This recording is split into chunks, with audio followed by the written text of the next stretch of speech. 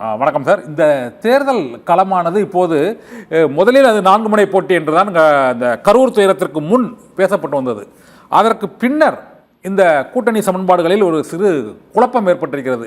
இப்போது திமுகவுக்கு எதிரணியில் இருப்பது அதிமுக மட்டும்தான், இபிஎஸ் தலைமையிலான அதிமுக மட்டும்தான் என்ற ஒரு பேசுபொருள் பரவி வருகிறது. அவர் திமுகவுக்கு எதிரான அறிக்கைகள் மற்றும் கருத்துக்களை இப்பொழுது எடப்பாடி பழனிசாமி மட்டுமே கூறியுள்ள நிலையில் இந்த 27 நாள் மௌனம் தாவேகாவில் எத்தகைய ஒரு அதனுடைய செயல்பாடுகள் மக்கள் மத்தியில் எந்த தாக்கத்தை ஏற்படுத்தியிருக்குன்னு நினைக்கிறீங்க சார்?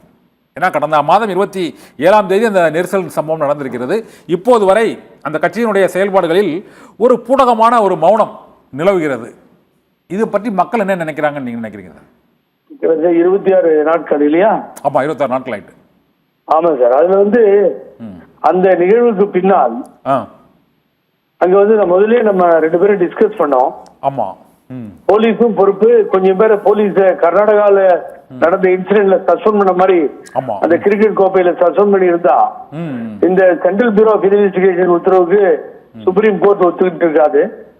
ஆகவே எதுவுமே போலீஸ் எதுவுமே கவர்மெண்ட் ஆக்ஷன் எடுக்கல அப்படிங்கறத வச்சுதான் சிபிஐக்கு உத்தரவு போட்டாங்க விசாரிக்க சொல்லி. சரி, அது அவர்களுக்கு ஒரு பெரிய கிஃப்டா தான் நீங்க பாக்கணும். ஏன்னு கேட்டீங்கன்னா அதை பொறுத்த வரைக்கும் என்ன நடந்ததுன்னு இப்ப நாடு பூரா அன்னைக்கு ஏதாவது நடந்ததா அந்த சம்பவத்துல, ஒரு சமயம் உள்ள ரவுடிகள் வந்தார்களா, செருப்பு எப்படி வந்தது, இப்படிப்பட்ட கேள்விகளுக்கெல்லாம் இந்த சிபிஐ பதில் சொல்லும்னு எதிர்பார்க்கிறாங்க. சரி, ஆகவே நாம் இதனால் வரை எதிர்பார்த்து விஜய் இந்த இடத்திற்கு போவார், நேரடியாக போய் அவர்களை பார்க்க வேண்டும் என்பதுதான் நான் கூட எனது கருத்தாக சொல்லியிருந்தேன். அதில் அவர் இதுவரை போகாததற்கு காரணம் புரியவே இல்லை. இதுவரையுமா பர்மிஷன் கொடுக்காமல், அனுமதி கொடுக்காமல் இருக்கிறார்கள் என்பதும் நமக்கு சரிவர தெரியவில்லை. ஆனால் எந்த களமும் மாறவில்லை. ஏன்னு கேட்டீங்கன்னா அவர் அக்கௌண்ட்ல பணத்தை போட்டு அனுப்பிச்சிட்டாரு எல்லாருக்கும். காங்கிரஸ் கட்சி நீங்களே பாத்தீங்க 2 கோடி ரூபாய அதனுடைய தலைவர் ராகுல் காந்தி கொடுத்தார்.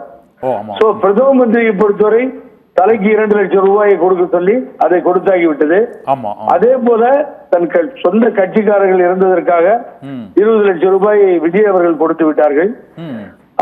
அன்புக்குரிய சகோதரர் திருமாவளவன் அவர்கள் நேரடியாக சென்று அவர் கட்சியின் சார்பில் நிதியை ஒதுக்கினார். அதே போல பத்மஸ்ரீ கமலஹாசன் சென்று ஒதுக்கினார். ஆனால் இதுவரை எதுவுமே எந்த உதவியுமே செய்யாமல் ஏமாற்றி வருவது அதிமுகவை. ஏன் சார் அதிமுக நிதி உதவியை வழங்கல? அவர் நேரில் போய் பார்த்தாரு. ஏன் ஒரு நிவாரண உதவியை விசிகாவில இருந்து மக்கள் நீதி மையம் வரை வழங்கி இருக்கிறாங்க. பிரதான எதிர்கட்சி என கூறப்படும் அதிமுக அந்த பாதிக்கப்பட்டவர்களுக்கு ஏன் இன்னும் நிதி வழங்கல? இல்ல, மனிதநேயம் ரொம்ப ஜாஸ்தி ஆயிடுச்சு. மனிதநேயம் ஜாஸ்தி ஆயிட்டு மக்கள் பணியில் இருக்கவங்க யாராவது இப்படி செய்தது உண்டா சார்?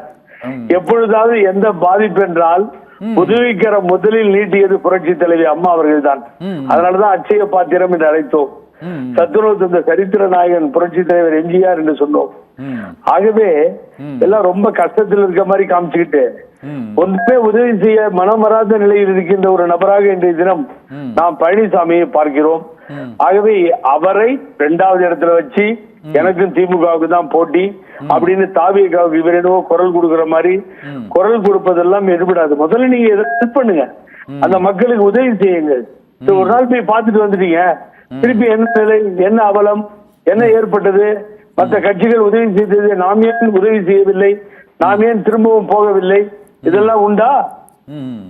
சட்டமன்றத்தில் நீங்க பேசும்பொழுது நீங்க என்ன பண்ணீங்கன்றத பாக்கணும். ஆகவே முதல்வர் ராத்திரியே போய் அன்னைக்கு இரவே போய் உதவி செய்யறாருன்னா நீங்க பதில் சொல்ல தேவைக்கணும். அதையெல்லாம் விட்டுட்டு ஏதோ ஒரு பிரச்சனை எடுத்து பேசிட்டு இருக்காரு. இந்த அரசும் அதுக்கு பதில் சொல்லிட்டு இருக்கு.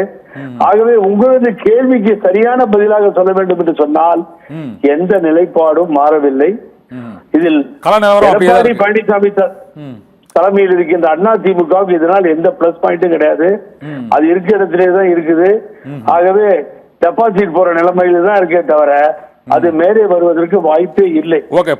இவங்க தான் சொல்லிக்கிறாங்க சார்.